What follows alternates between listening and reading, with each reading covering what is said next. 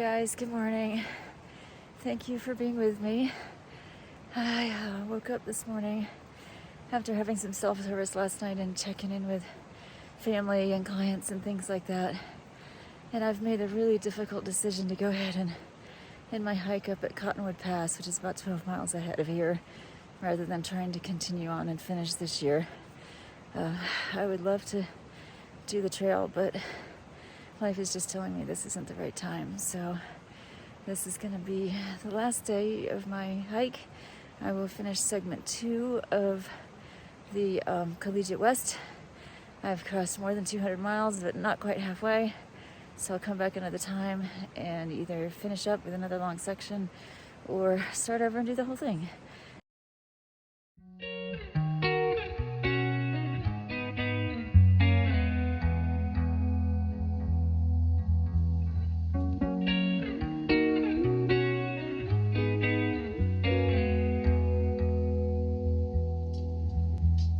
I love these Colorado meadows, and it's pretty cool when you can see the trail way down there and know where you're going.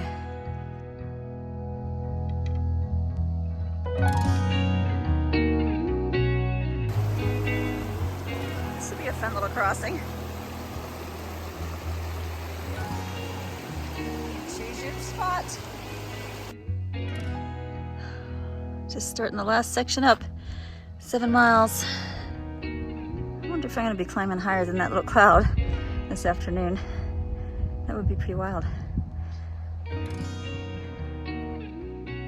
Well, I am almost to Cottonwood Pass. Just another mile to go. And the trail goes up and over the pass in that direction.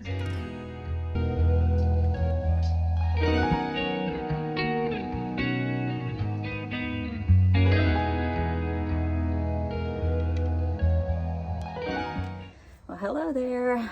I am back in my van for the first time in about a month.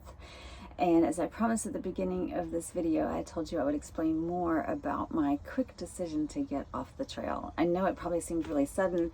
I was so eager to get back on the Colorado Trail, and I was having a pretty good week except for the rain and getting my gear all wet, but I recovered from that thanks to the kindness of the camp host at the Lakeview campground. So I was doing great. I had 2 tough days of 12,000 foot climbs and 1 tough day ahead of me of 12,000 foot climbs at the beginning of the Collegiate West. And then I would be going up, if you look at the elevation maps, like kind of once you get through that little bumpy bit, and then you get up and you're kind of high for a while, less ups and downs. So it would have been great terrain to hike in. But when I got to the campsite that night and got that flurry of messages, because I hadn't had cell service much in a couple days, it just really struck me how much I needed to attend to life off the trail. I had had a lot on my mind for that whole week, just based on, life things that happened before I started getting back to hiking, and I've been off the trail for a month. So my time window when I started at the end of June was like 3 or 4 weeks. I was all the way through July and halfway into August, and I knew that at the pace I was hiking, where like 12-mile days would take me all day, that it was going to take me another probably at least 3 weeks to finish the trail, if not 4. And I was feeling great. I was feeling so much better than I had before. In fact, I didn't realize how sick I was until I started hiking feeling better. So that was good. I was feeling healthy, but I was slow, and I just knew I had a lot of pressing things that I needed to deal with off the trail, both just personal things and business, clients to attend to, things like that. So I just realized that evening, I had that feeling that, yeah, maybe just this isn't the right thing to be doing right now. And I was like, I'm going to sleep on it. And when I wake up in the morning, I'll know the answer. And I did. As soon as I woke up, I said, this is it. I need to get off the trail. And I didn't even realize what day it was. So I called Andy thinking that he had to go to work, and he was sleeping in Denver, which was like 2.5 hours away. And I was like, you know what? I just really need to get off. And, will you come get me? And he graciously agreed. And I explained I've got 12 more miles to hike to get to Cottonwood Pass. It's kind of an up and down day, and I'm not sure what time I'm going to get in. And we initially said, okay, between like 2:30 and 4:30, I should be there. And I thought that was, plenty of time. but between the rain and lots of river crossings and having to stop for breaks and things like that, it was almost 5:30 before I got there, and it was cold.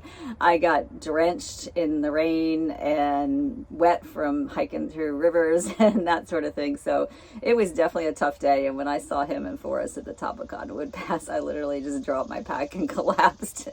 It was a tough day, but it was a good day too, because I knew that I could do it. I knew that I had what it takes to actually finish the trail.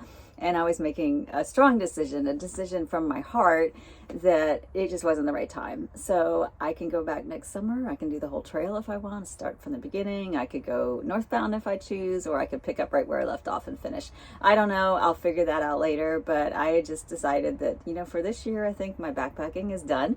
You know, I had a chance to do the PCT and had this weird feeling, and turns out to be an injury when I got home. So sick the first half of the Colorado Trail, and then a really overall great week when I got back. So I was really pleased to be able to lead on what for me was a high note. What for you may seem like, gosh, she's fickle, she's crazy, but that's what I needed to do. And I think it's really important to know when it's time to get off a trail for whatever the reason, whether it's injury, not feeling well, obligations at home, whatever it might be. It can be tough. So actually right after this, you will see some links, and they're also down in the description for posts that you can read that will help you make that decision. And for me, like I said, I know I made absolutely the right decision.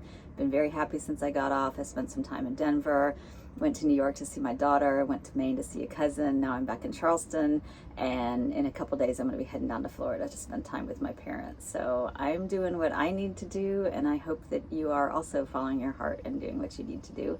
And I will be back at you soon with some new travel adventures. And again, thank you for watching. Thank you for sticking with me through all the ups and downs, and I hope to bring you more fun adventure, travel, van life very soon.